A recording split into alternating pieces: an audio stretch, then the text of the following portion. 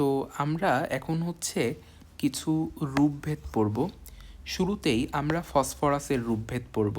তো দেখো ফসফরাসের হলো 3টা রূপভেদ। কি কি? আহ, এরকম কালো ফসফরাস, লাল ফসফরাস এবং শ্বেত ফসফরাস।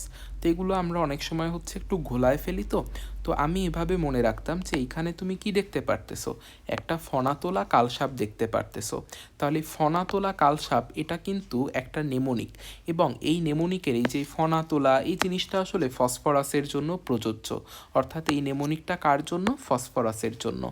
আর এইখানে এই যে কালসাপের কা দিয়ে মনে রাখো কালো ফসফরাস, ল দিয়ে মনে রাখো লাল ফসফরাস এবং সাপ দিয়ে মনে রাখো শ্বেত ফসফরাস। তাহলে ফসফরাসের 3টা রূপভেদ, তা হলো ফনাতোলা কালসাপ, কালো ফসফরাস, লাল ফসফরাস এবং সাদা ফসফরাস। এই হচ্ছে কথা, শ্বেত বা সাদা ফসফরাস। এরপরে হচ্ছে আর্সেনিকের রূপভেদ হচ্ছে 3টি। ফসফরাসের যেমন 3টি রূপভেদ, আর্সেনিকেরও 3টা রূপভেদ।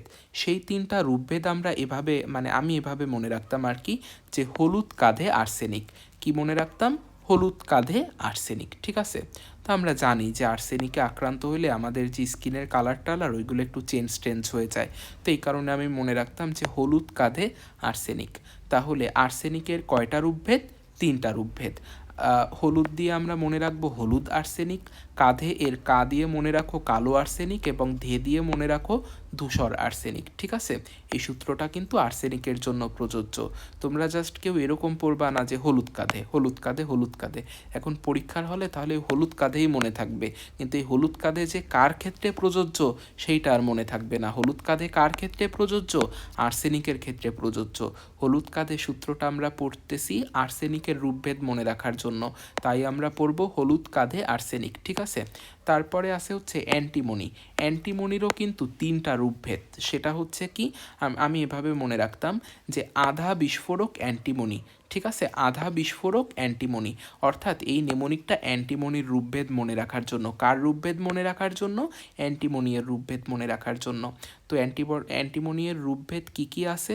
সেটা হচ্ছে আ দিয়ে মনে রাখো আলফা অ্যান্টিমনি, ধা দিয়ে মনে রাখো ধাতব অ্যান্টিমনি এবং বিস্ফোরক দিয়ে মনে রাখো বিস্ফোরক অ্যান্টিমনি।